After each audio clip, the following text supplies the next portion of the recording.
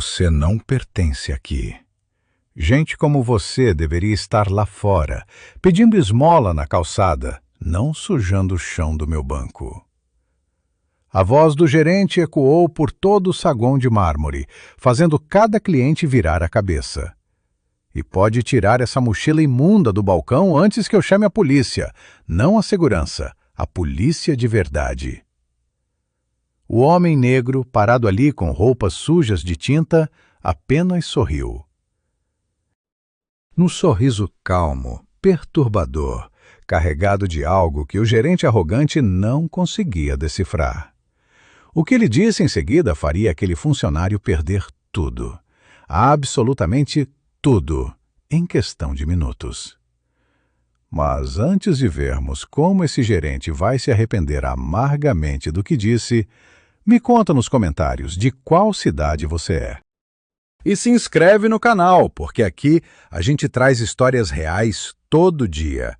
Histórias que vão fazer você repensar tudo o que achava que sabia sobre julgar pessoas pela aparência. Agora sim, vamos ver como tudo começou.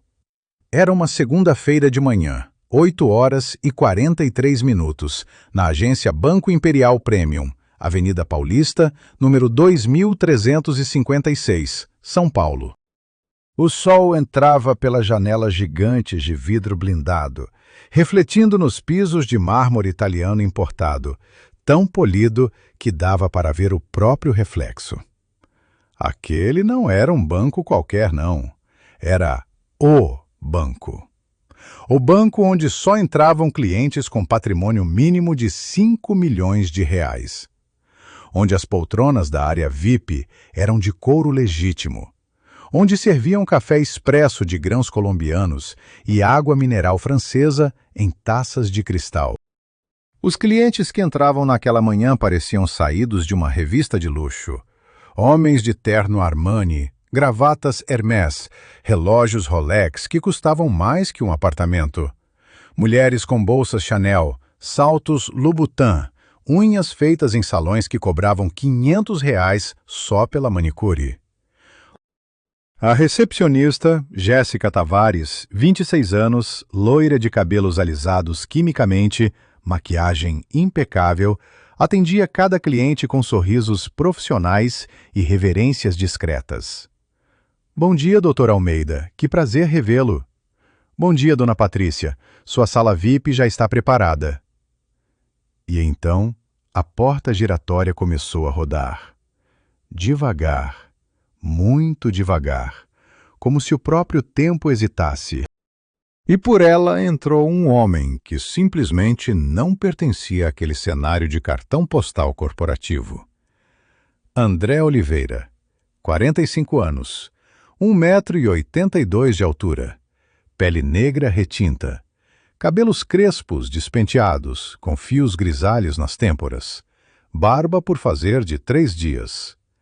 Ele vestia uma calça jeans desbotada, daquelas que já passaram por tantas lavagens que a cor azul virou um cinza esmaecido.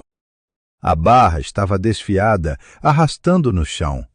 Manchas de tinta branca salpicavam as pernas, os joelhos, como se ele tivesse se ajoelhado em tinta fresca. A camiseta era pior ainda. Preta originalmente, agora um tom indefinido entre marrom e cinza. Furos pequenos nas costuras, e tinta por todo lado, branca, azul, amarela, respingos no peito, nas mangas, até no ombro. Nos pés, um tênis que já foi branco há muito tempo.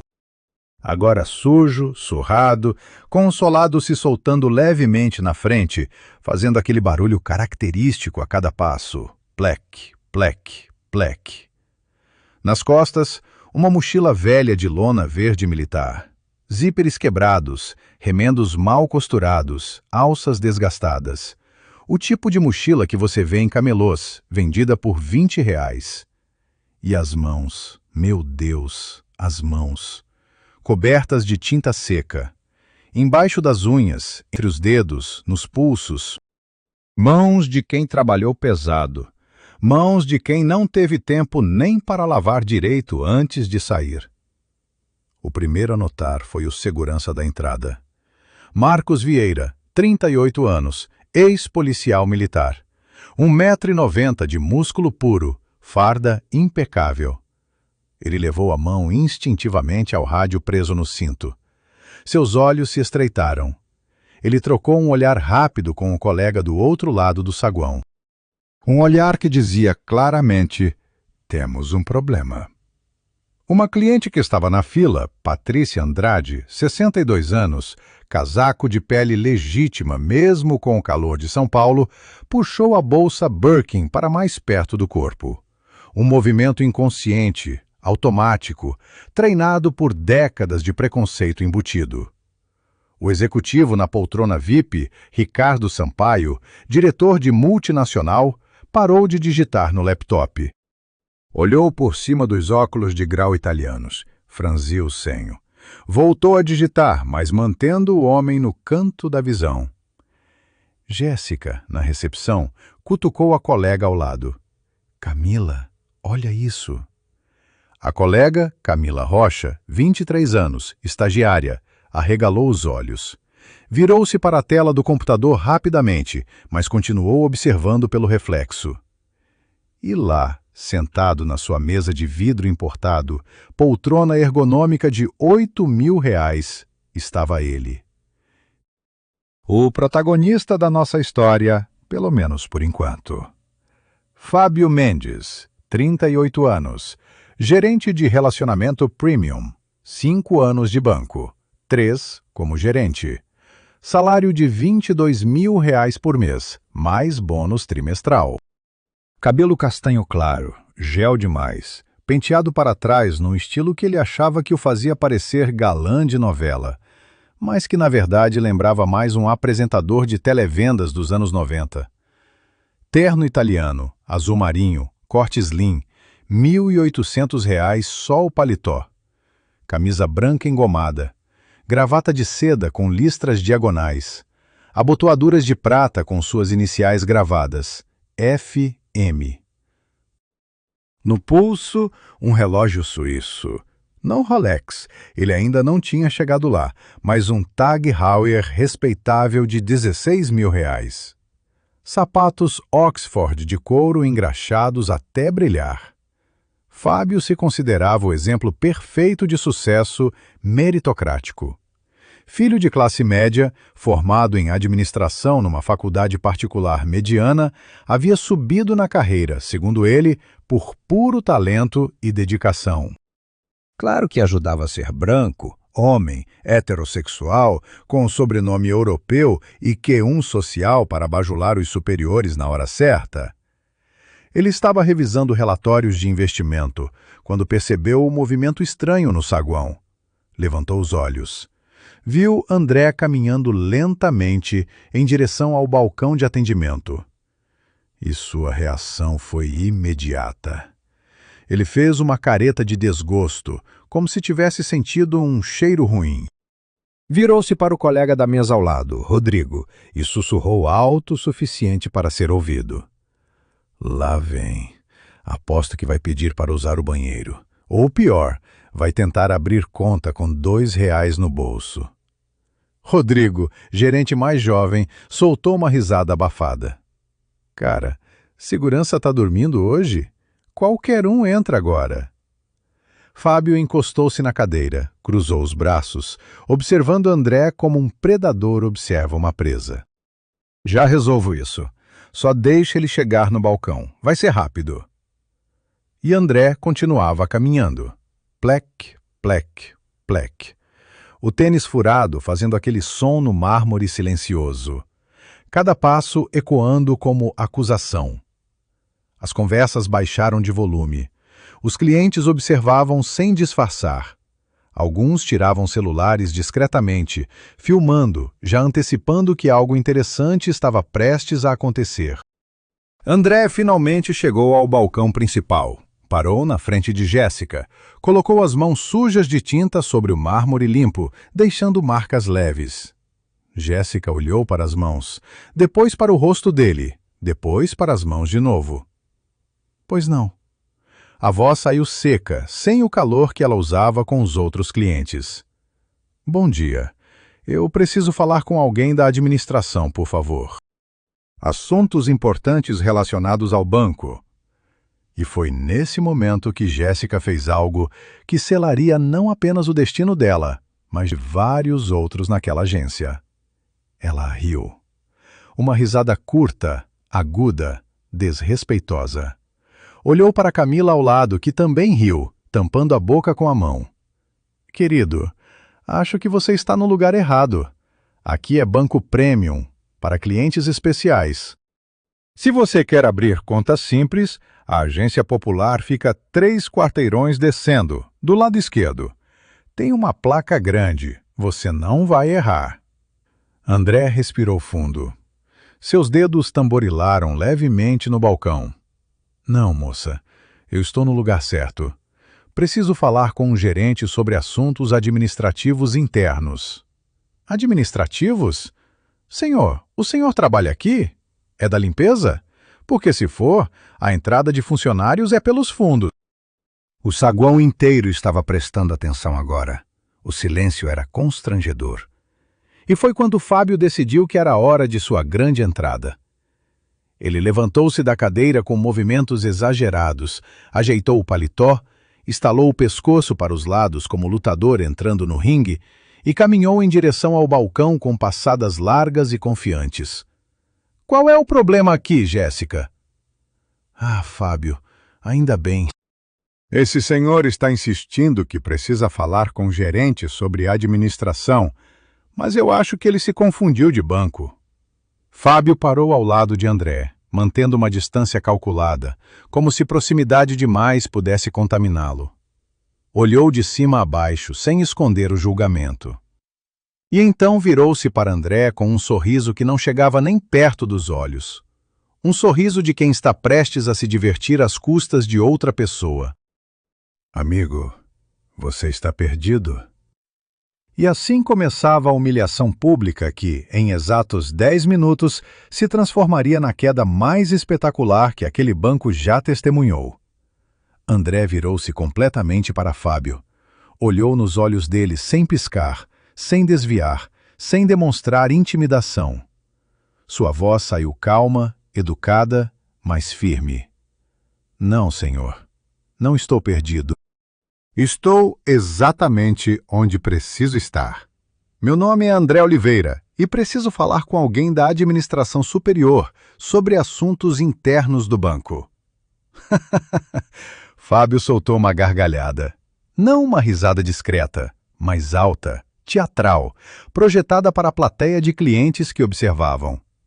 Assuntos internos? A administração superior? Ele virou-se para Jéssica, para Rodrigo, que se aproximara curioso, para os clientes mais próximos, como um comediante verificando se a plateia estava acompanhando a piada. Ele voltou a atenção para André, colocando as mãos nos quadris numa postura de autoridade absoluta. Olha, amigo, vou ser muito claro e bem devagar para você entender direitinho, tá bom? Aqui é Banco Premium. Você sabe o que é Premium? É caro, muito caro. É para gente que tem dinheiro, muito dinheiro. Você tem dinheiro? Tenho sim, senhor. E não estou aqui para abrir conta. Estou aqui por questões administrativas que... Fábio levantou a mão, cortando André no meio da frase. Não, espera. Questões administrativas. Você continua usando essas palavras, mas eu não acho que você sabe o que elas significam. Ele começou a circular ao redor de André, como professor condescendente examinando aluno problemático. Apontava para as roupas sujas enquanto falava. Vamos fazer o seguinte. Vou te ajudar, porque eu sou uma pessoa boa, tá? Ali na esquina, virando à esquerda, tem uma igreja. Igreja do Perpétuo Socorro. Eles distribuem sopa às terças e quintas. Hoje é segunda, então você vai ter que esperar até amanhã, mas... Senhor, o senhor não está entendendo. Eu não vim aqui pedir nada. Vim resolver... Fábio bateu a mão no balcão, fazendo Jéssica dar um pulinho de susto. O barulho ecoou pelo saguão como um tiro. Não, você que não está entendendo, amigão. Ele se inclinou para a frente, invadindo o espaço pessoal de André, seu rosto a centímetros do rosto do outro homem. Sua voz baixou para um sussurro ameaçador que, paradoxalmente, todo mundo conseguia ouvir. Você acha que eu sou idiota? Acha que eu não sei o que você está fazendo? Entra aqui todo sujo, com essa mochila velha, falando difícil, tentando se passar por quem você não é. André fechou os olhos por um segundo. Seus dedos se fecharam em punhos, depois relaxaram. Quando abriu os olhos de novo, havia algo neles. Não raiva, não medo. Pena. Senhor, vou tentar mais uma vez. Meu nome é André Oliveira. Tenho documentos na minha mochila que comprovam. Fábio recuou dramaticamente, como se André tivesse anunciado que tinha uma doença contagiosa. Documentos? Nessa mochila?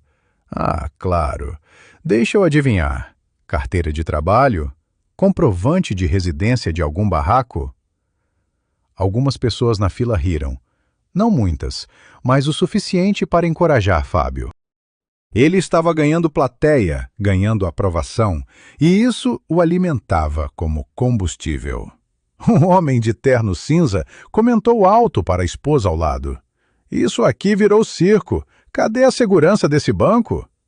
Fábio ouviu e sorriu. Virou-se para André com renovada confiança. Tá vendo? Você está incomodando os clientes. Clientes de verdade, que pagam, que movimentam milhões aqui. André, com movimentos lentos e deliberados, começou a tirar a mochila das costas. Colocou-a sobre o balcão, começou a abrir o zíper principal. Se o senhor me permitir apenas mostrar... Fábio deu um passo atrás, levando a mão ao peito como ator de novela. Ei, ei, ei! Ninguém mandou você abrir nada! O que tem aí dentro? Marcos! Ele gritou para o segurança da entrada. Marcos Vieira, que já estava observando a situação com crescente desconforto, aproximou-se relutantemente. Fábio, qual o problema? Esse indivíduo está se recusando a sair, está abrindo mochilas suspeitas no meu balcão, está perturbando os clientes. Eu quero ele fora, agora. Marcos olhou para André, depois para Fábio, depois para a pequena multidão que se formara observando. Senhor, ele fez alguma ameaça? Algum crime? Crime! Marcos, olha para ele! Olha como ele está vestido! Você acha que ele tem conta aqui? Você acha que ele tem dinheiro para estar aqui? Ele é invasor, trespassing, violação de propriedade privada. Eu não sou invasor. Sou cliente deste banco há 25 anos. E vim aqui por motivos legítimos que, se o senhor me deixasse explicar por 2 minutos... Fábio soltou outra gargalhada, dessa vez ainda mais alta. 25 anos! Gente, vocês estão ouvindo isso? Ele é cliente há 25 anos! Tá bom, vou entrar na sua fantasia. Qual sua conta? Qual seu saldo? Quanto você movimenta aqui por mês? Isso são informações privadas que eu não vou discutir no meio do saguão. Se o senhor me levar a uma sala privada... Ah, claro! Informações privadas! Que conveniente! Sabe por quê? Porque você não tem conta nenhuma. Você é mentiroso, invasor e provavelmente estava planejando roubar alguma coisa. A palavra roubar caiu como bomba. O clima mudou instantaneamente. Clientes se afastaram. Jéssica levou a mão à boca. Até Rodrigo, que estava rindo antes, pareceu desconfortável. O senhor acabou de me chamar de ladrão? Se a carapuça serviu... Olha, eu trabalho nesse banco há 5 anos. 5 anos. Eu conheço cada cliente premium. Eu sei quem pertence aqui e quem não pertence. E você, amigo, definitivamente não pertence. Ele apontou para a roupa suja de André, para o tênis furado, para as mãos manchadas de tinta. Você provavelmente estava pintando alguma casa por aí, ganhou R$ 50 e achou que podia entrar aqui e se sentir importante. Ou pior, você viu o banco aberto, viu o movimento e pensou, vou entrar, vou fingir que tenho assunto, e na confusão pego uma bolsa, um celular, qualquer coisa. Senhor, o senhor está me acusando de intenção de furto sem prova nenhuma, na frente de testemunhas? Isso é calúnia, difamação e... E nada. Marcos, Wilson. Ele chamou o segundo segurança também. Escoltem esse senhor para fora, agora. E se ele resistir, chamem a polícia.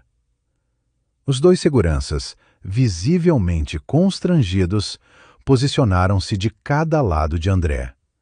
Marcos sussurrou baixinho, quase pedindo desculpas. Senhor, por favor, não complica. Vamos sair de boa. André olhou ao redor. Viu as câmeras de segurança gravando tudo. Viu os celulares apontados. Viu os rostos, alguns com pena, a maioria com indiferença, alguns com diversão cruel. E fechou a mochila lentamente, colocou-a de volta nos ombros, ajeitou a alça com dignidade e então olhou diretamente para Fábio, nos olhos, sem desviar. O senhor vai se arrepender disso. E Fábio, sentindo-se completamente vitorioso, fez uma reverência exagerada, braços abertos, como mordomo recebendo realeza. Ah, claro, Vossa Majestade. Mil desculpas por não reconhecer Sua Alteza Real. Ele virou-se para a plateia de clientes e funcionários. E da próxima vez, use a entrada dos fundos. Ah, não, espera. Não tem próxima vez. Você está banido. Nunca mais volte aqui. André caminhou em direção à porta. Plec, plec, plec.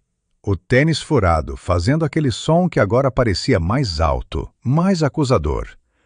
Os seguranças o acompanharam até a saída, mas mantendo distância respeitosa.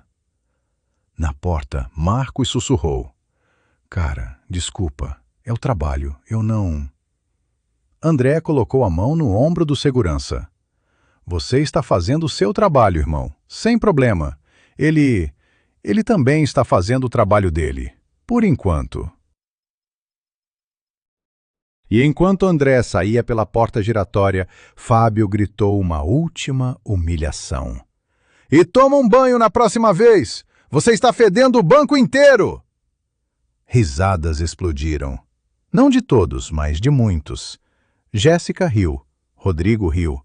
Alguns clientes riram, e Fábio, Fábio ria mais alto que todos, braços cruzados, peito estufado, completamente convencido de sua superioridade moral e profissional.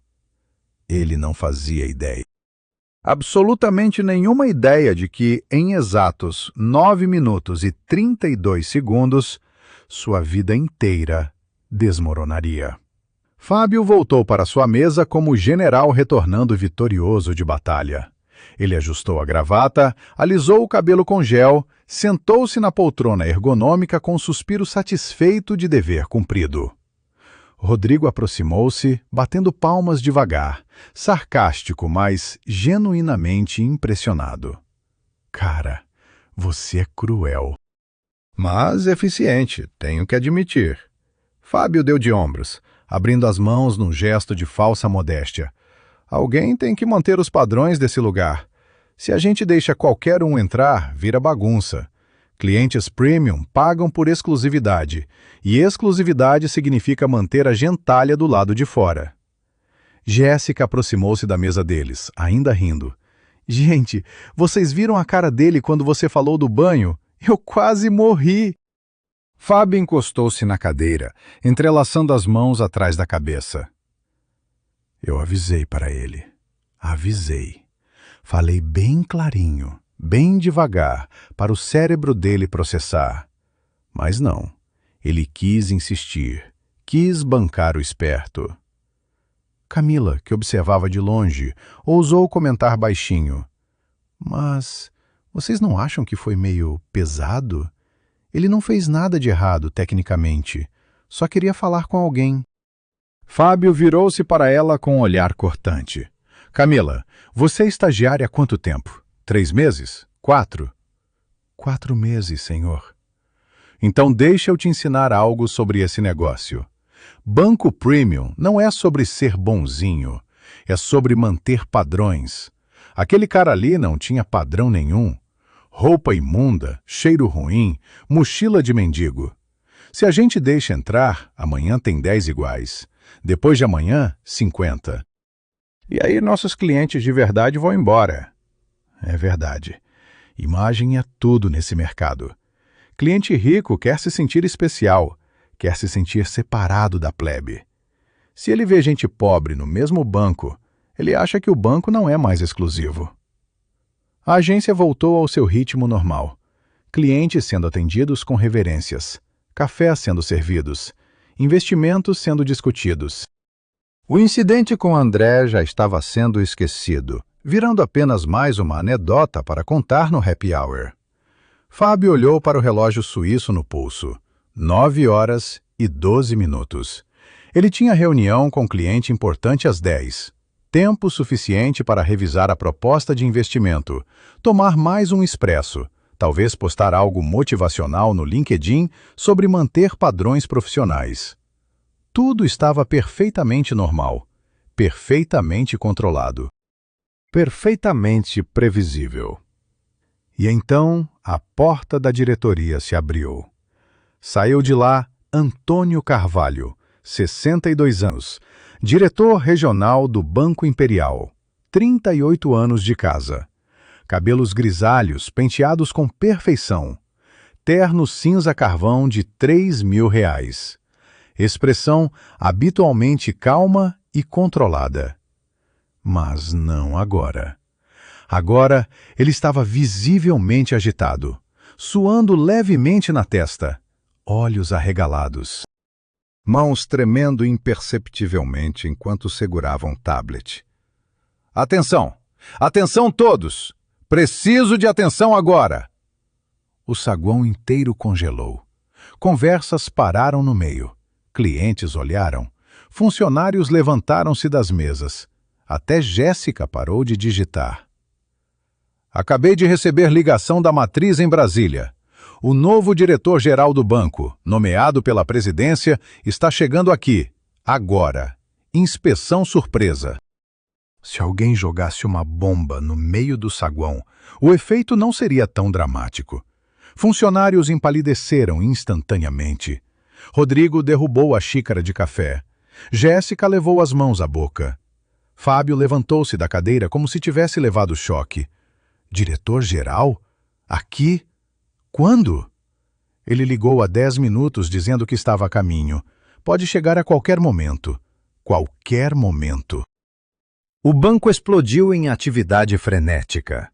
Funcionários correndo de um lado para outro. Camila fechando abas de Instagram abertas no computador. Rodrigo escondendo o celular na gaveta.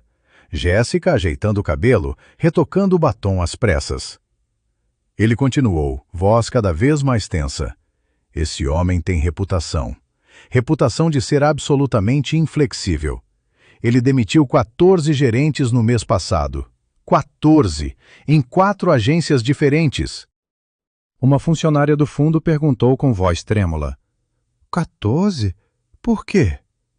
Incompetência. Falta de ética. Tratamento inadequado a clientes. Ele não tolera nada. Absolutamente nada. E ele vem sem avisar justamente para pegar as pessoas no ato, no comportamento real, não no comportamento de fachada. Fábio, recuperando a compostura, ajeitou o nó da gravata. Olhou-se no reflexo da tela do computador, alisou o cabelo. Respirou fundo. Pessoal, calma, calma. Essa agência é modelo. Nossos números são excelentes, atendimento impecável. Não temos nada a temer. Rodrigo não parecia convencido. Fábio, o cara demitiu 14 gerentes. 14! E nenhum deles era eu. Relaxa, eu sou o melhor gerente que esse banco tem. Meus clientes me amam. Meus números são perfeitos. Se tem alguém que não precisa se preocupar aqui, sou eu. Jéssica trocou um olhar com Camila. Ambas pareciam menos convencidas da invencibilidade de Fábio do que ele próprio. Carvalho continuou. O nome dele é André Oliveira, 50 e... Não, espera. A voz dele falhou. Ele olhou para o tablet confuso. Diz aqui 45 anos. Formação em economia, mestrado, doutorado, carreira meteórica. O nome André Oliveira flutuou no ar. Ninguém reagiu. Por que reagiriam? É um nome comum, brasileiro. Milhares de André Oliveiras por aí. Ele começou no banco como office boy há 25 anos. Subiu cada degrau. Foi promovido 7 vezes. Trabalhou em 5 estados diferentes. E agora volta como diretor-geral para implementar nova política de inclusão e ética. Fábio revirou os olhos discretamente. Política de inclusão. Lá vem. Mais um desses modernosos querendo mudar o que funciona. E ele é... Carvalho pausou, escolhendo as palavras. Ele é extremamente sensível a questões de discriminação. Qualquer tipo de discriminação. Ele já processou 3 funcionários pessoalmente por comportamento inadequado. O clima estava elétrico. Todos verificando se suas mesas estavam organizadas, se seus computadores mostravam apenas trabalho, se suas aparências estavam impecáveis. Comportamento exemplar. Todos. A partir de agora, ele pode estar observando disfarçado. Pode ter entrado já como cliente comum para testar. Fiquem atentos. Fábio deu tapinha nas costas de Rodrigo. Cara, para de suar. Está tudo sob controle. Essa agência é impecável, eu garanto. E foi exatamente nesse momento, nesse exato segundo, que a porta giratória começou a rodar de novo. Devagar. Muito devagar. Como se o destino estivesse saboreando a ironia prestes a se desenrolar. E por ela entrou um homem. Um homem de calça jeans desbotada, camiseta suja de tinta, tênis furado, mochila velha, mãos manchadas de tinta branca, azul, amarela. Fábio olhou. Piscou uma vez, 2 vezes. Seu cérebro se recusava a processar o que seus olhos estavam vendo. Não. Não, não, não, não, não. Porque o homem não estava sozinho. Atrás dele vinham 2 pessoas de terno impecável, carregando tablets. Uma mulher elegante com pasta de couro. E um segurança particular, fone no ouvido, postura militar. E Carvalho, o diretor regional, correu. Literalmente correu através do saguão, quase tropeçando, braços abertos, sorriso desesperado no rosto. Doutor André Oliveira, que honra, que prazer tê-lo conosco. Esperávamos o senhor mais tarde. André apertou a mão de Carvalho, sem sorrir, sem calor, apenas educação profissional fria. Cheguei cedo, senhor Carvalho. Quis conhecer o banco, como ele realmente funciona. Sem avisos, sem preparação, sem máscaras.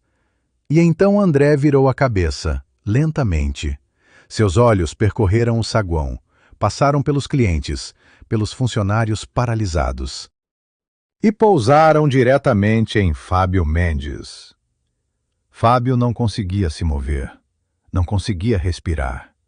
Seu rosto passou do bronzeado saudável ao branco cadavérico em 3 segundos. André ergueu a mão, apontou. O dedo indicador apontado diretamente para Fábio como sentença de morte. Aquele homem ali, o gerente de terno italiano, ele me impediu de entrar há 10 minutos. E Fábio Mendes, gerente premium, 5 anos de banco. Salário de R$22.000. sentiu seu mundo inteiro desabar como um castelo de cartas em furacão. O silêncio que caiu sobre o Banco Imperial Premium foi absoluto. Não o silêncio comum de uma biblioteca ou igreja, mas aquele silêncio pesado, sufocante, carregado de horror e antecipação. O silêncio antes da execução. Fábio Mendes estava congelado, completamente congelado. Seus olhos arregalados fixos em André, sua boca entreaberta, tentando formar palavras que se recusavam a sair. Suas mãos tremendo visivelmente, agarradas à borda da mesa de vidro, como se fosse a única coisa impedindo-o de desabar no chão. Carvalho virou-se lentamente para Fábio, depois para André, depois para Fábio de novo. Seu rosto estava do mesmo tom de cinza que o terno. Impedido? Como assim, impedido, doutor André? André não respondeu imediatamente. Ele caminhou pelo saguão com passos medidos, deliberados. Plec, plec, plec. O mesmo som do tênis furado que antes causava risos, agora causava terror. Ele passou por Jéssica, que encolheu-se atrás do balcão. Passou por Rodrigo, que desviou o olhar. Passou por clientes que subitamente acharam seus celulares muito interessantes. E parou, diretamente na frente da mesa de Fábio. A mesma distância que Fábio mantivera dele antes, aquela distância de nojo, de superioridade. Tentei entrar neste banco há exatamente... Ele olhou para o relógio simples no pulso. 10 minutos e 42 segundos. Vim resolver assuntos administrativos urgentes. Mostrei educação. Mostrei paciência. E fui tratado como criminoso. Doutor... André, por favor, deve ter havido um terrível mal-entendido. Fábio é um dos nossos melhores gerentes. Tenho certeza que... André levantou a mão, silenciando Carvalho, sem sequer olhar para ele. Seus olhos permaneciam fixos em Fábio.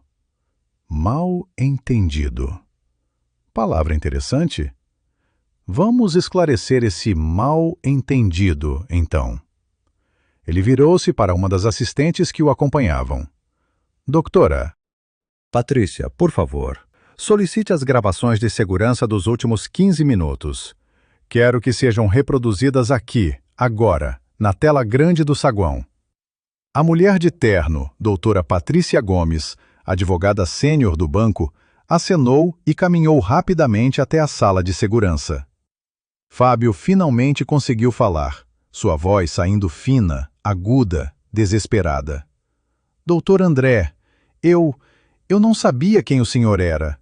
O senhor não se identificou. Eu estava apenas protegendo o banco de... De? Complete a frase, por favor. Protegendo de quê? De quem? De pessoas suspeitas. De possíveis ameaças. É protocolo de segurança. Qualquer pessoa que entre com aparência... Com aparência como? Diga, use as palavras que usou há 10 minutos, quando tinha plateia para impressionar.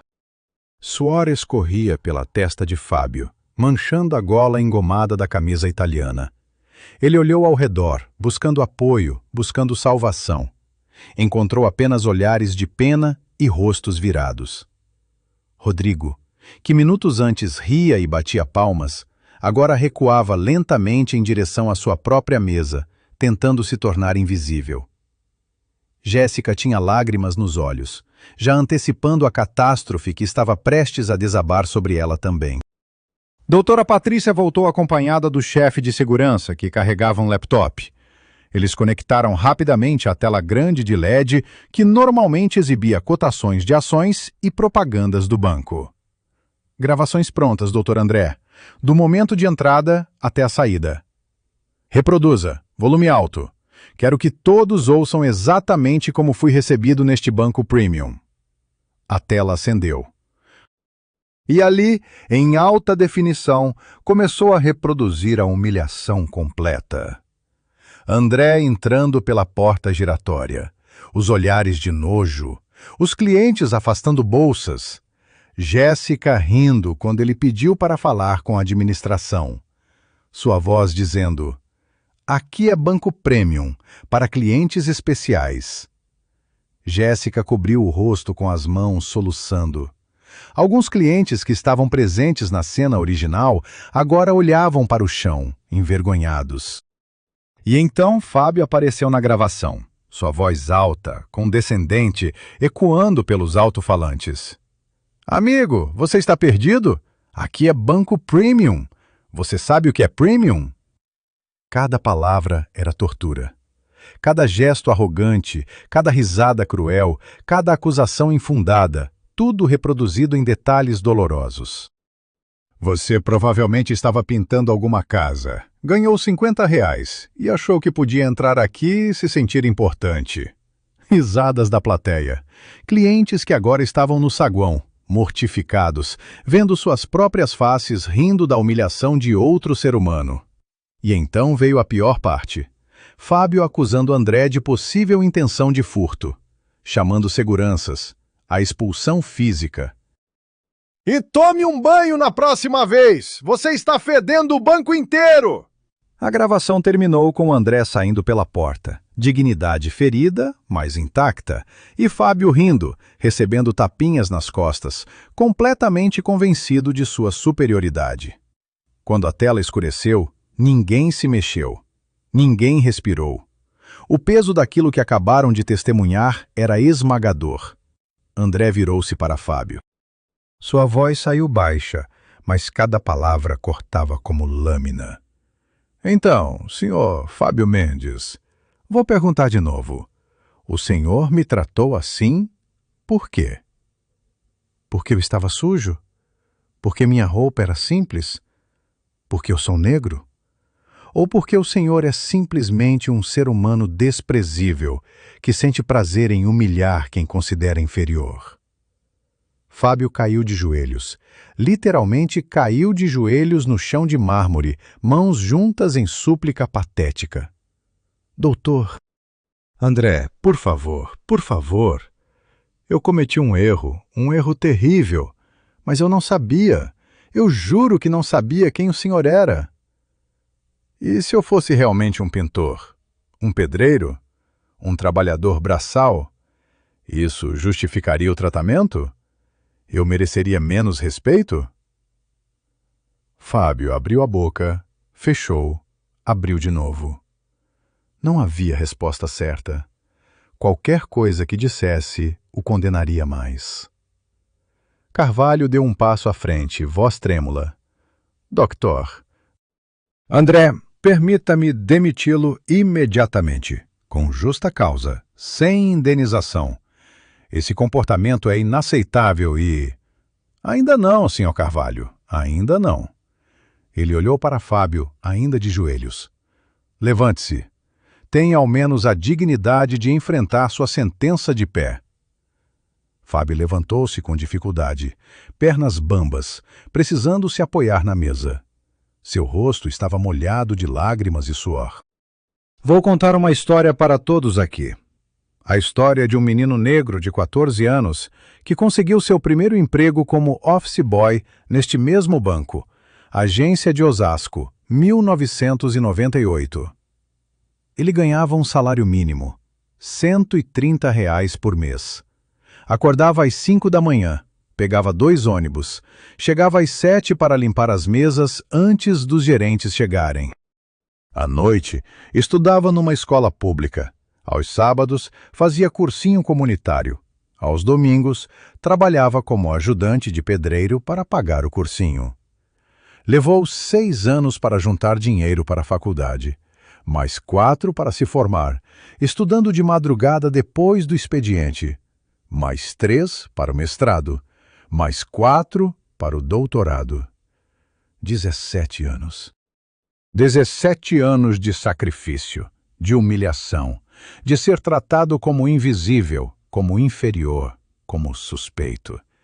E sabe o que eu fiz hoje de manhã, antes de vir para cá? Fui à casa da minha mãe. Ela mora numa comunidade em Osasco. Mesma casa onde me criou sozinha, lavando roupa para fora.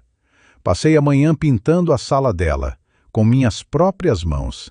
Porque eu posso pagar pedreiros, posso pagar pintores, mas faço questão de fazer pessoalmente, para nunca esquecer de onde vim. Por isso a tinta, por isso a roupa simples, por isso o tênis velho, porque eu nunca vou ter vergonha do trabalho honesto. E o senhor me olhou e viu o quê? Viu um suspeito, viu alguém que não pertencia, viu alguém inferior. Fábio soluçava abertamente agora, sem dignidade, sem compostura. Eu sinto muito, eu vou mudar, eu prometo, por favor, me dê uma chance. Chance? O senhor teve chance. Teve chance quando eu pedi educadamente para falar com alguém. Teve chance quando tentei mostrar documentos. Teve chance quando mantive a calma, mesmo sendo humilhado. O senhor escolheu crueldade. Escolheu arrogância. Escolheu discriminação. E escolhas têm consequências. Senhor Carvalho, o senhor Fábio Mendes está demitido por justa causa. Efetivo imediatamente. Segurança, por favor, escoltem-no para fora. E senhor Fábio, use a saída dos fundos. Ah, não, qualquer saída serve. Só saia. Os mesmos seguranças que escoltaram André para fora agora seguravam Fábio pelos braços. Marcos sussurrou. Desculpe, irmão, é o trabalho. Fábio gritava, esperneava, implorava. Minha carreira, minha vida, por favor, eu tenho contas, eu tenho... A porta se fechou. E Fábio Mendes, gerente premium, desapareceu da mesma forma que tentara fazer André desaparecer.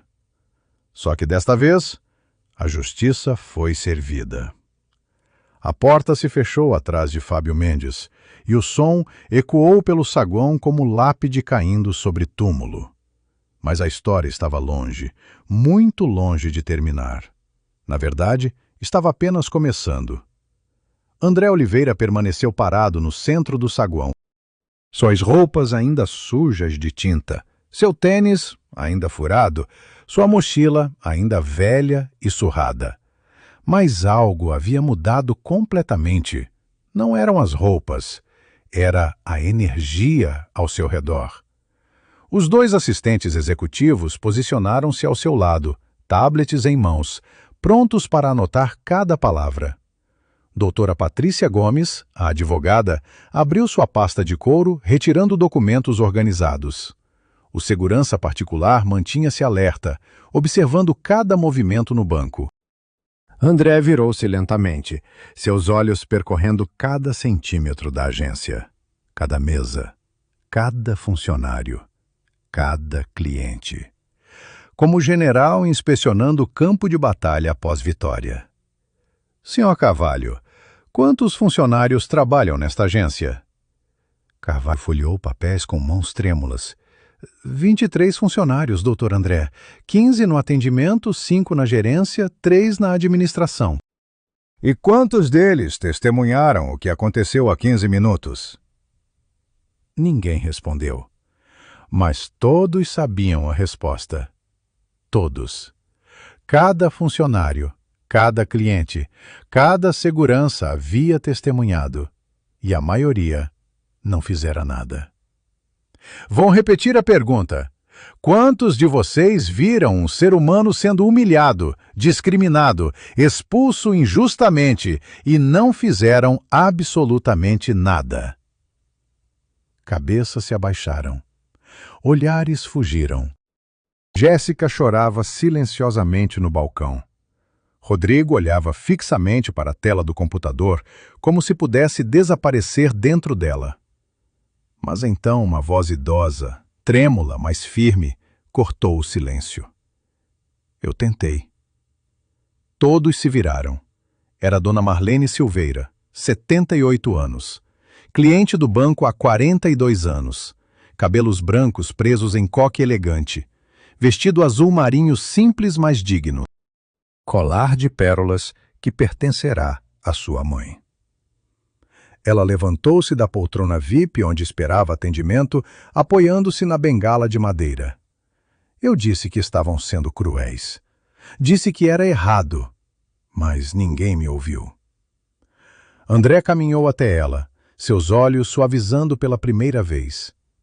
A senhora é? Marlene Silveira, cliente desde 1981. E se me permite dizer, moço, o que fizeram com o senhor foi vergonhoso. Absolutamente vergonhoso. André pegou a mão enrugada dela entre as suas, ainda manchadas de tinta. A senhora tem meu respeito e minha gratidão. Pessoas como a senhora me dão esperança. Ela apertou a mão dele com força surpreendente. Eu cresci vendo isso. Meu marido era negro. Sei exatamente o que o senhor passou. E sei que não mudou quase nada em todos esses anos. Vai mudar, dona Marlene. Prometo à senhora. Vai mudar. Ele soltou a mão dela delicadamente e virou-se para o resto da agência. Sua voz voltou ao tom de autoridade absoluta. A partir deste momento, esta agência está sob auditoria completa. Quero revisão de cada atendimento dos últimos 6 meses, cada reclamação, cada interação gravada, cada protocolo de segurança. Um dos assistentes digitava furiosamente no tablet. Auditoria completa, 6 meses. Entendido, doutor André. Doutora. Patrícia, quero que investigue especificamente padrões de discriminação. Racial, social, de gênero, qualquer tipo. Se houver mais casos como o meu, e eu sei que há, quero cada um documentado. Patrícia ajustou os óculos, já fazendo anotações. Já estou solicitando todos os registros de reclamações e gravações de segurança. Teremos relatório preliminar em 72 horas. André caminhou até o balcão onde Jéssica ainda chorava. Ela encolheu-se quando ele se aproximou, esperando a sentença. Senhora Jéssica Tavares, correto? Jéssica acenou com a cabeça, incapaz de falar. Suas mãos tremiam tanto que ela precisou segurá-las juntas para controlar. A senhorita riu quando eu pedi ajuda. Sugeriu que eu estava no lugar errado. Tratou-me como um inconveniente. Por quê? Jéssica finalmente encontrou a voz, saindo em sussurro desesperado. Eu não pensei. Eu vi a roupa e pensei que o senhor não... Que eu não pertencia, que eu não merecia respeito básico, que minha aparência definia meu valor. Jéssica desabou completamente, rosto nas mãos. Sim, eu sou horrível. Eu mereço ser demitida, eu sei. A senhorita merece consequências, sim. Mas diferente do senhor Fábio, a senhorita não liderou a humilhação. Não fez discursos cruéis. Não me acusou de crimes. A senhorita foi omissa, conivente, parte do problema, mas não o problema inteiro. Advertência formal. Suspensão de 3 dias sem remuneração.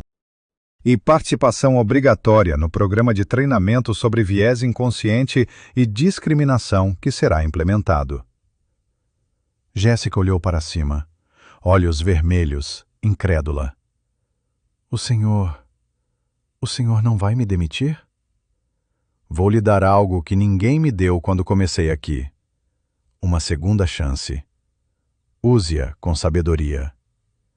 Ele virou-se para Rodrigo, que tentava se tornar invisível atrás da tela do computador. Senhor! Rodrigo Fernandes. Levante-se! Rodrigo levantou-se com pernas bambas, gravata torta, suor escorrendo pelas têmporas. O senhor riu, bateu palmas, encorajou o comportamento do senhor Fábio, fez piadas sobre minha aparência. Doutor André, eu estava apenas... Era brincadeira, eu não... Brincadeira? Humilhar alguém é brincadeira? Discriminar é brincadeira? Onde exatamente está a graça?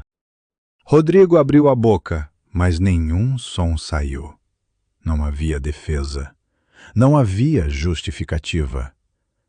Rebaixamento de função. De gerente para assistente. Redução salarial proporcional. 6 meses de período probatório. E o mesmo treinamento obrigatório. Rodrigo acenou, derrotado. Sim, senhor. Obrigado pela segunda chance. Não me agradeça. Prove que merece. Porque se houver uma próxima vez, não haverá terceira chance. André finalmente virou-se para Carvalho, que estava pálido como fantasma. Senhor Carvalho, diretor regional, 38 anos de banco. Como isso aconteceu sob sua supervisão? Carvalho engoliu em seco. Doutor André, eu não estava presente quando o incidente ocorreu. Estava em reunião na diretoria. Assim que soube... O senhor não estava presente para este incidente específico, mas estava presente para a cultura que permitiu que ele acontecesse. Esta agência, sob sua gestão, desenvolveu uma cultura de elitismo, discriminação e arrogância. Funcionários como Fábio não nascem cruéis. Eles são ensinados, encorajados, recompensados. Carvalho puxou um lenço do bolso, enxugando a testa. Doutor André, eu sempre tentei manter os mais altos padrões. Padrões? Que padrões? Padrões de exclusão? De julgar pessoas pela aparência? De tratar clientes ricos como realeza e pobres como invasores?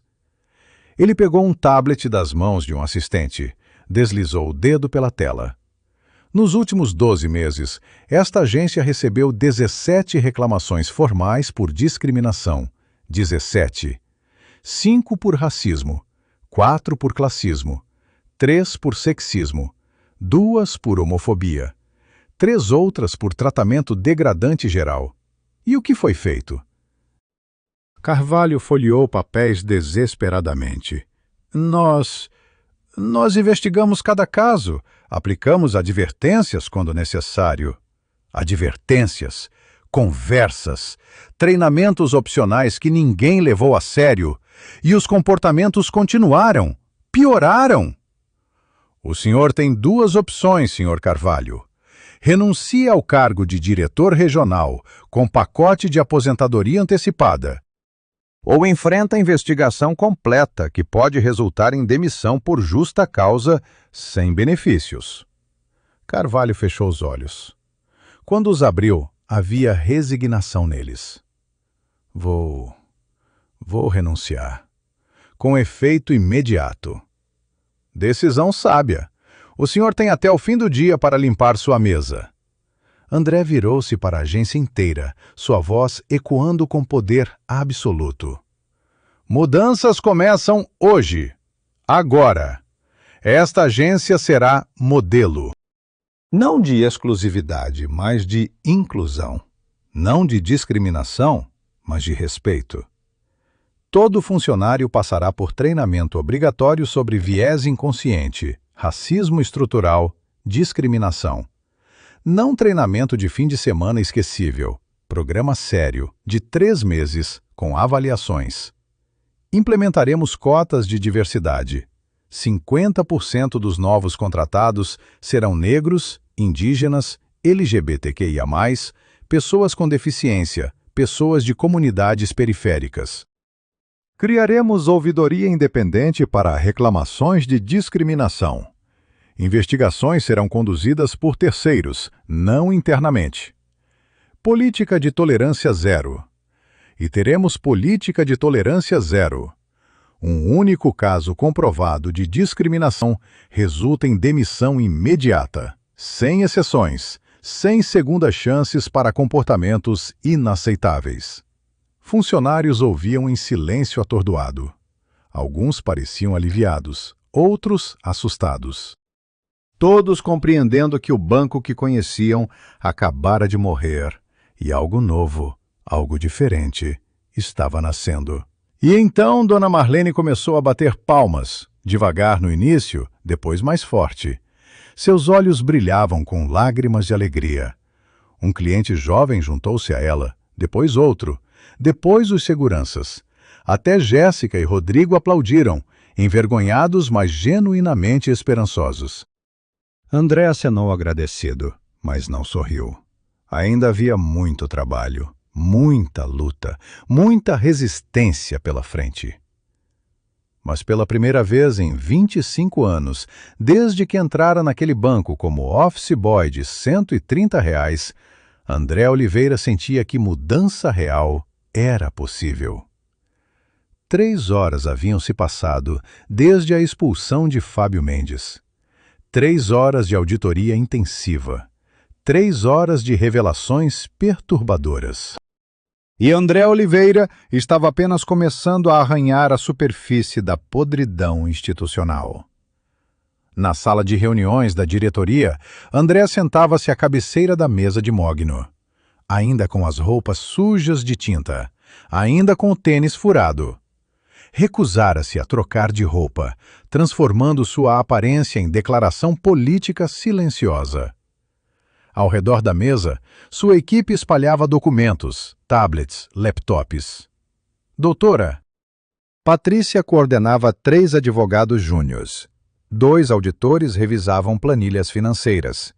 Um especialista em recursos humanos analisava fichas de funcionários. Doutora Patrícia ajustou os óculos, sua voz profissional, mas carregada de indignação. Doutor André, os números são chocantes. Pode falar, eu preciso saber tudo.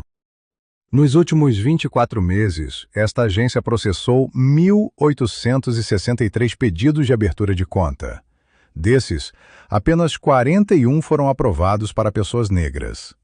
41 de 1.863. 2,2%. Numa cidade onde negros representam 34% da população. E fica pior. Dos 41 aprovados, 38 foram contas básicas com limites mínimos. Apenas 3 conseguiram acesso a produtos premium. Um dos auditores, homem de meia-idade com planilhas espalhadas, acrescentou: "E quando analisamos os motivos de rejeição, encontramos padrões claros de discriminação mascarada como critérios técnicos." Ele apontou para dados na tela. Endereço em área considerada de risco. Profissão classificada como instável. Aparência inadequada ao perfil do banco. Todos eufemismos para racismo e classismo. André fechou os punhos sobre a mesa. Sua voz saiu baixa, perigosa. Quantos funcionários estavam envolvidos nessas discriminatórias? A especialista de RH, mulher jovem com cabelos crespos presos, consultou seu tablet. 11 funcionários com padrão consistente de rejeições discriminatórias. 5 gerentes, 4 analistas de crédito, 2 supervisores. Nomes. Quero todos os nomes. Ela começou a ler. Rodrigo Fernandes, já rebaixado. Camila Rocha, estagiária. Mário Santos, gerente de crédito. Luciana Prado, analista sênior. A lista continuava. Cada nome uma condenação. Todos serão investigados individualmente. Os casos mais graves, demissão. Os intermediários, rebaixamento e treinamento intensivo.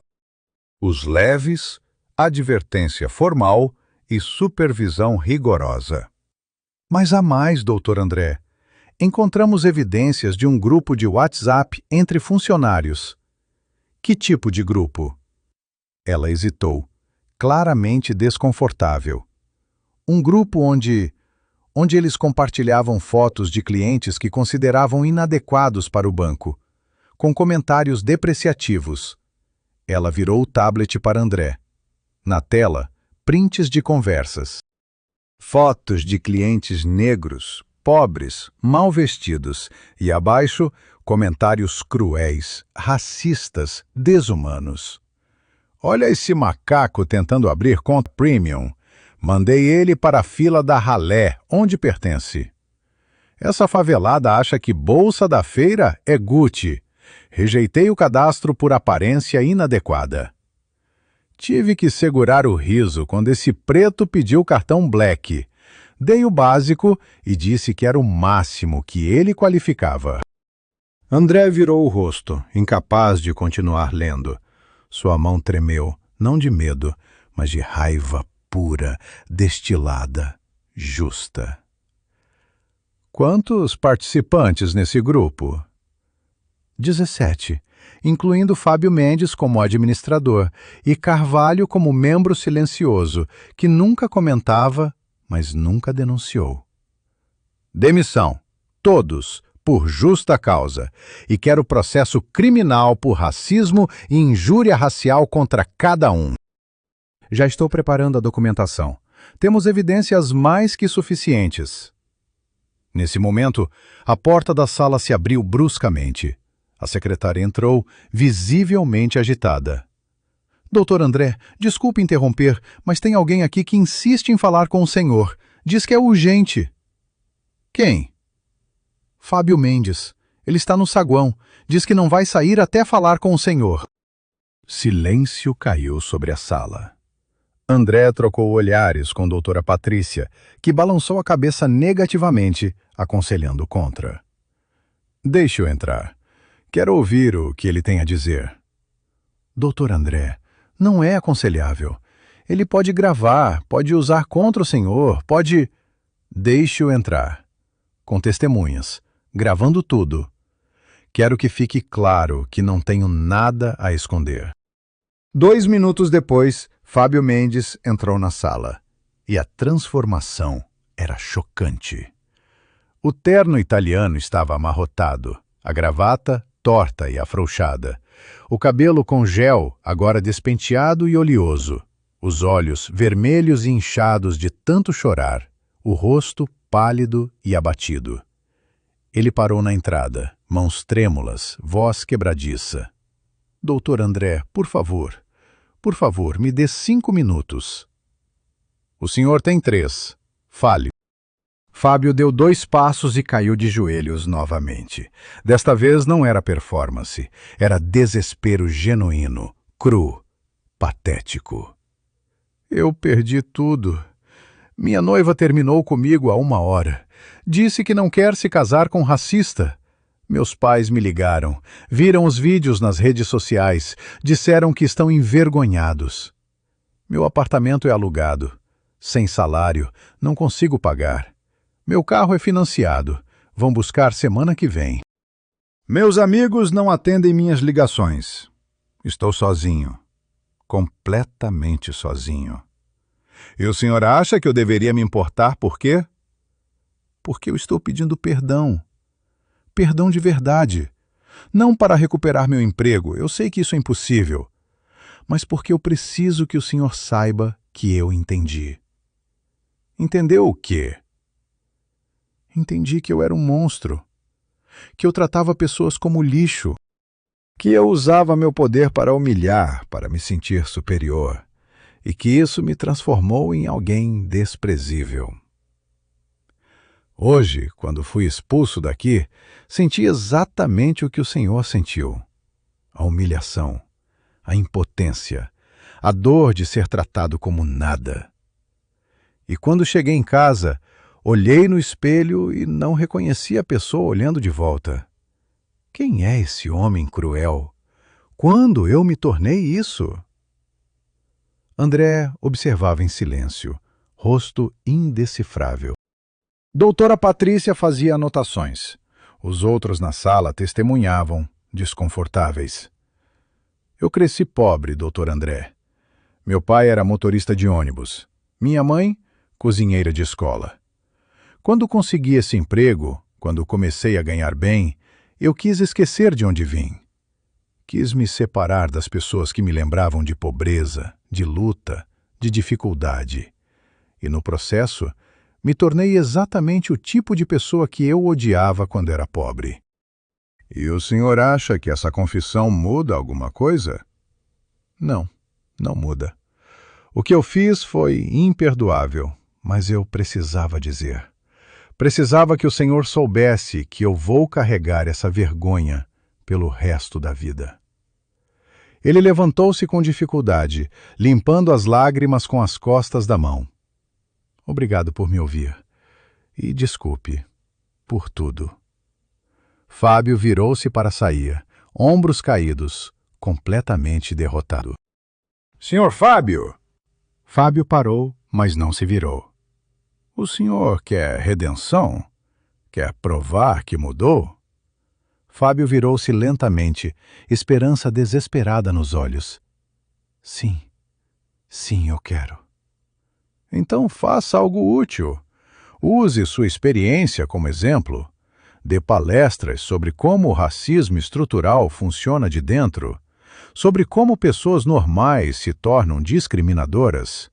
Trabalhe com ONGs que combatem racismo. Doe seu tempo, já que não tem mais dinheiro. Use sua queda como lição para outros. Fábio acenou, lágrimas escorrendo novamente. Eu vou, prometo. Vou fazer algo bom com essa merda que eu criei. Mas entenda uma coisa, isso não é perdão. Isso é oportunidade de fazer menos mal no mundo. O perdão, se vier, virá de você mesmo, quando conseguir olhar no espelho sem nojo. Obrigado, Dr. André. Obrigado por me dar ao menos isso. E Fábio Mendes saiu. Não pela porta dos fundos, não expulso, mas caminhando com o peso de suas ações, carregando a única coisa que restara, a possibilidade de ser melhor. André suspirou profundamente. Não havia vitória nisso, não havia alegria, apenas cansaço de uma guerra que nunca deveria ter que ser lutada. Mas a guerra continuava, e ele ainda tinha muito trabalho pela frente. 7 dias se passaram desde o incidente. 7 dias que transformaram não apenas uma agência, mas enviaram ondas de choque por todo o sistema bancário brasileiro. André Oliveira estava agora num auditório lotado. 200 jornalistas, câmeras de todas as emissoras nacionais, repórteres internacionais da CNN, BBC, Al Jazeera. O caso havia se tornado global. Mas André não usava terno. Usava a mesma calça jeans desbotada, a mesma camiseta com manchas de tinta, o mesmo tênis furado. Transformar aquelas roupas em símbolo, em protesto silencioso, em lembrança permanente. Ele aproximou-se do microfone, olhou para o mar de rostos, câmeras, gravadores. Respirou fundo. Bom dia. Meu nome é André Oliveira. Sou diretor-geral do Banco Imperial. E estou aqui para anunciar mudanças estruturais que vão além desta instituição. Silêncio absoluto. Canetas prontas. Câmeras focadas. O mundo observando. Nos últimos 7 dias, conduzimos auditoria completa em todas as 340 agências do Banco Imperial no Brasil. O que encontramos foi sistemático, institucionalizado, inaceitável. 1.237 casos documentados de discriminação racial nos últimos 18 meses. 890 casos de discriminação por classe social. 460 casos de discriminação de gênero. 53 funcionários demitidos por justa causa. 128 rebaixados. 215 em treinamento obrigatório intensivo. Um jornalista levantou a mão. Doutor André, o senhor não acha que essas demissões são excessivas? Não há risco de processos trabalhistas? Risco? Sim. Processos? Provavelmente. Mas sabe qual é o risco maior? Continuar perpetuando um sistema que trata seres humanos como inferiores, baseado em cor de pele, endereço, roupas. Prefiro enfrentar 1000 processos trabalhistas do que olhar no espelho e ver alguém que escolheu conveniência ao invés de justiça. Uma repórter da Globo perguntou: "Mas, doutor André, mudança cultural leva tempo. O senhor não acha que está sendo radical demais?" Radical? Sabe o que é radical? É uma mãe negra ter que ensinar seu filho de 5 anos a não usar moletom com capuz, para não ser confundido com bandido. É um jovem negro ter que falar 3 vezes mais baixo, vestir 3 vezes mais formal, trabalhar 3 vezes mais duro para conseguir metade do respeito. É uma mulher negra com doutorado ser confundida com faxineira no próprio local de trabalho. É um homem negro bem-sucedido ser expulso de um banco porque estava com roupa de pintor. Isso é radical. O racismo estrutural é radical. Minha resposta é apenas proporcional à violência que pessoas negras enfrentam todos os dias. Aplausos explodiram. Não de todos, mas de muitos. Jornalistas negros com lágrimas nos olhos. Ativistas na plateia de pé. E as mudanças não param aqui. Estou anunciando hoje o programa Asas da Dignidade. 50 milhões de reais investidos em bolsas integrais para jovens negros, indígenas e de comunidades periféricas estudarem administração, economia, finanças. Parceria com 10 universidades públicas, 500 bolsas no primeiro ano, 1.000 no segundo, 2.000 no terceiro, com garantia de estágio remunerado no banco após formação. E mais, estamos criando linha de microcrédito especial para empreendedores negros, juros subsidiados. Sem exigência de fiador. Análise baseada em projeto, não em aparência ou endereço. Um repórter econômico questionou: "Doutor André, com todo respeito, isso não é viável economicamente? O risco de inadimplência é menor que a linha de crédito que damos para empresários brancos com histórico de falências." Checamos. Os dados mostram que empreendedores negros têm taxa de inadimplência 23% menor. O que falta não é capacidade de pagar, é oportunidade de tentar. E nós vamos dar essa oportunidade. E se isso afetar os lucros do banco? Os acionistas não vão aceitar. Eu sou o maior acionista individual, 67% das ações. E prefiro lucro menor com dignidade do que lucro máximo com sangue nas mãos. Murmúrios percorreram o auditório, câmeras clicando furiosamente. Esse seria o título de amanhã em todos os jornais. Uma repórter jovem, negra, levantou-se. "Doutor André, o senhor se tornou símbolo, herói para muitos. Como lida com isso?" Eu não sou herói. Heróis são as mães que criam filhos sozinhas com salário mínimo. São os jovens que estudam de madrugada depois de trabalhar 12 horas. São os que resistem todos os dias sem desistir. Eu só tive sorte.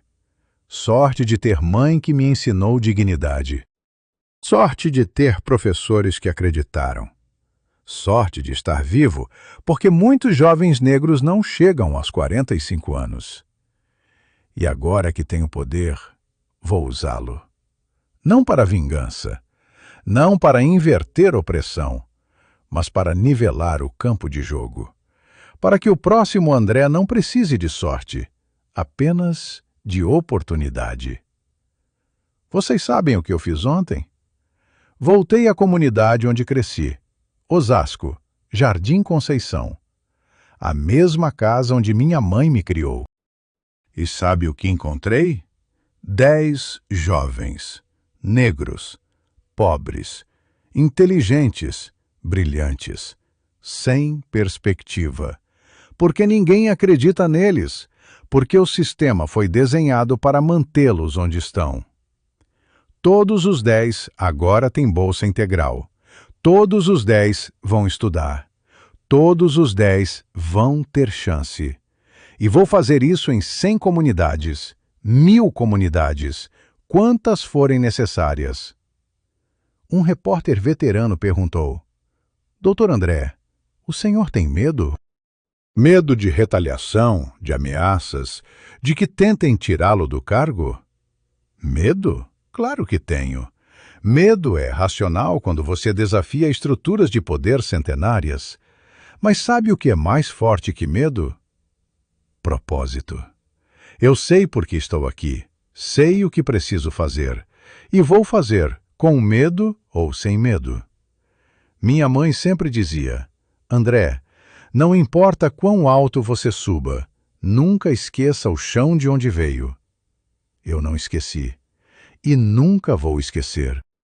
Por isso uso essas roupas, por isso mantenho esse tênis furado, para lembrar a mim mesmo, todos os dias, quem eu sou e por quem eu luto. E com isso, André Oliveira encerrou a coletiva, mas não antes de fazer algo que ninguém esperava. Ele tirou o tênis furado, colocou-o sobre o púlpito e disse: Este tênis vai para um museu. Museu Afro-Brasil, como símbolo de que dignidade não depende de aparência. E que mudança é possível quando quem sofreu injustiça ganha poder para corrigi-la?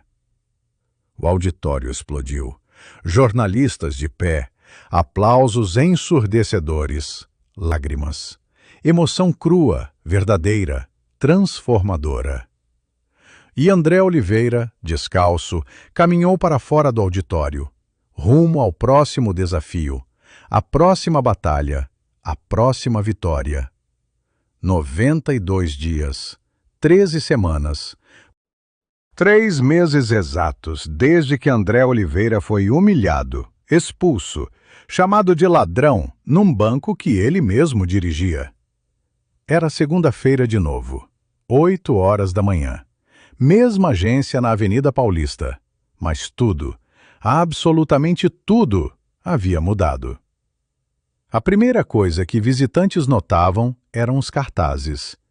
Não propagandas de investimentos ou taxas de juros, mas mensagens poderosas espalhadas pelas paredes. Dignidade não tem preço. Respeito é universal. Diversidade é força. Todos pertencem aqui. E a equipe? A equipe era radicalmente diferente. Dos 23 funcionários, agora 15 eram negros, indígenas ou de comunidades periféricas. 8 eram LGBTQIA+. 12 eram mulheres. No balcão principal, onde Jéssica antes atendia com desdém seletivo, agora estava Marcos. 23 anos, negro, morador de Paraisópolis, formado em administração com bolsa integral do programa Asas da Dignidade. Ele cumprimentava cada cliente com um sorriso genuíno. Não importava se chegassem de BMW ou de busão, de Armani ou de roupa de trabalho. Todos recebiam o mesmo respeito, a mesma atenção, a mesma dignidade. Um senhor de macacão de mecânico, mãos sujas de graxa, aproximou-se do balcão. 3 meses atrás, seria expulso. Hoje, foi recebido com: Bom dia, senhor. Seja muito bem-vindo ao Banco Imperial. Como posso ajudá-lo hoje? O senhor piscou, surpreso. Eu queria informações sobre aquele microcrédito para empreendedores. Vi na TV. Claro. O programa Empreenda com Dignidade. Excelente escolha. Vou chamar nossa especialista para conversar com o senhor. Aceita um café enquanto espera? O senhor tinha lágrimas nos olhos. Pela primeira vez na vida, fora tratado como cliente valioso num banco premium. Na área de gerência, onde Fábio antes reinava com arrogância, agora estava Camila. A mesma estagiária que testemunhara tudo, promovida, treinada, transformada. Ela atendia uma jovem mãe solo, negra, com bebê no colo, explicando pacientemente opções de poupança para a educação infantil. Não se preocupe com o valor inicial, senhora. Pode começar com R$ 10 por mês. O importante é começar. e o banco vai igualar sua contribuição nos primeiros 6 meses. A jovem mãe chorava, de gratidão, de alívio, de esperança. No escritório da diretoria, onde Carvalho antes comandava com indiferença, agora estava uma foto emoldurada na parede. André Oliveira. Roupas sujas de tinta. Tênis furado. Mochila surrada. E embaixo, uma placa de bronze com inscrição: Nunca esqueça de onde veio. Nunca esqueça quem você luta. Nunca esqueça que dignidade não se veste, se vive. E naquele momento, a porta giratória começou a rodar. André Oliveira entrou. Mas hoje ele usava terno. Terno impecável, azul marinho, corte perfeito. Camisa branca engomada, gravata de seda discreta, sapatos Oxford brilhando. Mas no bolso do paletó, propositalmente visível, estava um pedaço de tecido. Tecido da camiseta velha com tinta. Lembrança permanente. Marcos viu entrar e acenou com entusiasmo. Doutor André, bom dia!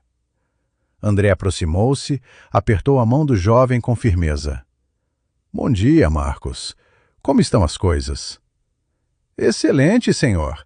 Já atendemos 43 clientes hoje, 15 aberturas de conta. 8 solicitações de microcrédito e zero reclamações. André sorriu. Orgulho genuíno brilhando nos olhos. Você está fazendo um trabalho incrível, Marcos. Continue assim. Eu não estaria aqui sem o senhor, doutor André. O senhor mudou minha vida. Não, Marcos. Eu apenas abri a porta. Você que atravessou. Você que estudou. Você que se dedicou. O mérito é seu. André caminhou pelo saguão cumprimentando funcionários pelo nome, perguntando sobre famílias, sobre estudos, sobre sonhos. Ele parou na frente de sua própria foto na parede. Aquela imagem congelada de humilhação, transformada em símbolo de resistência. Uma voz feminina atrás dele disse: Ainda é difícil olhar para ela? André virou-se. Era Jéssica. A mesma que rira dele 3 meses atrás. Agora supervisora de atendimento, transformada pelo treinamento intensivo. Não é difícil, é necessário. Lembrar dói, mas esquecer seria traição. Jéssica respirou fundo. Doutor André, eu nunca agradeci adequadamente. O senhor poderia ter me destruído, me demitido, mas me deu chance. Todos merecem chance de crescer, Jéssica. O erro não define você. O que você faz depois dele, sim. E eu fiz algo. Comecei a dar palestras em escolas. Sobre preconceito inconsciente. Sobre como pessoas normais podem perpetuar racismo sem perceber. Uso minha própria história como exemplo. André colocou a mão no ombro dela. Isso é coragem. Isso é redenção verdadeira. Nesse momento, a secretária aproximou-se. Doutor André, a reunião com a imprensa está pronta. Eles querem cobertura do lançamento do programa em mais 50 comunidades.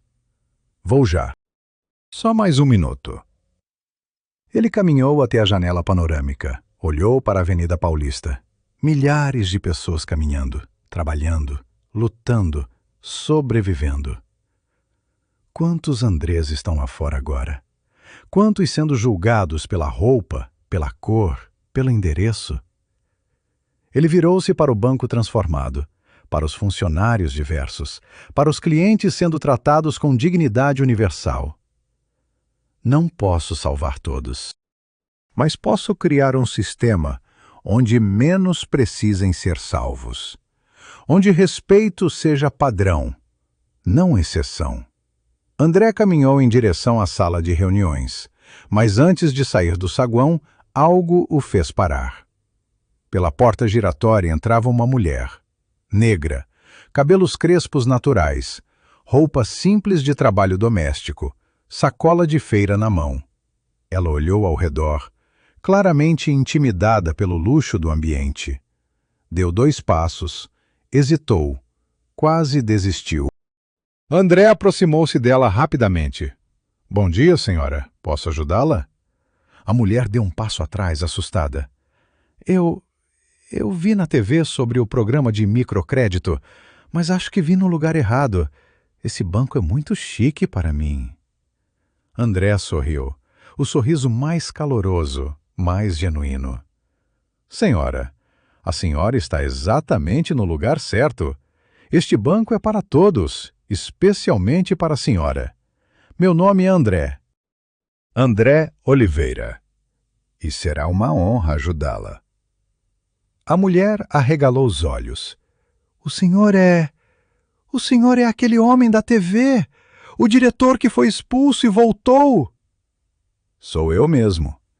E por isso sei exatamente como a senhora está se sentindo agora. Mas prometo, aqui a senhora será tratada com todo o respeito que merece. Marcos, por favor, acompanhe nossa cliente especial. Atendimento premium. Tudo o que ela precisar. Marcos aproximou-se com um sorriso acolhedor. Seja muito bem-vinda, senhora. Vamos para uma sala confortável, conversar com calma. A mulher tinha lágrimas escorrendo. Obrigada, muito obrigada. André observou Marcos guiando a senhora com gentileza, explicando pacientemente, tratando-a como realeza. E naquele momento, André soube. Soube que cada humilhação, cada dor, cada lágrima havia valido a pena. Porque ele não mudara apenas um banco, mudara vidas. Abrira portas, plantara sementes de dignidade que cresceriam por gerações. Ele olhou mais uma vez para sua foto na parede. O homem de roupas sujas, expulso, humilhado. E sussurrou. Obrigado por não desistir. Obrigado por continuar. Obrigado por transformar dor em propósito. Então virou-se e caminhou para a reunião, para o próximo desafio, para a próxima batalha. Porque a luta não acabara. Racismo estrutural não morre em 3 meses, mas pela primeira vez em séculos estava sangrando. E André Oliveira, o menino pobre de Osasco, o office boy de R$ 130, o homem expulso de seu próprio banco, agora era a prova viva de que mudança é possível. Não mudança fácil, não mudança rápida, mas mudança real, profunda, permanente. Porque no final, dignidade não é negociável. Respeito não é privilégio. E todo ser humano, independente de cor, classe, roupa ou aparência, merece ser tratado com humanidade básica. E se esta história tocou você, se fez você repensar seus próprios preconceitos, seus próprios julgamentos, então ela cumpriu seu propósito. Escreva nos comentários. Você já julgou alguém pela aparência? Já foi julgado? O que você vai fazer diferente a partir de hoje? Deixe seu like, compartilhe esta história e inscreva-se no canal, porque histórias como esta precisam ser contadas, recontadas, até que não sejam mais necessárias. Até a próxima, e lembre-se sempre, você pertence, onde quer que esteja, quem quer que seja. Você pertence. E a tela escurece, deixando apenas a imagem congelada de André Oliveira, sorrindo, finalmente em paz, finalmente em casa, finalmente livre.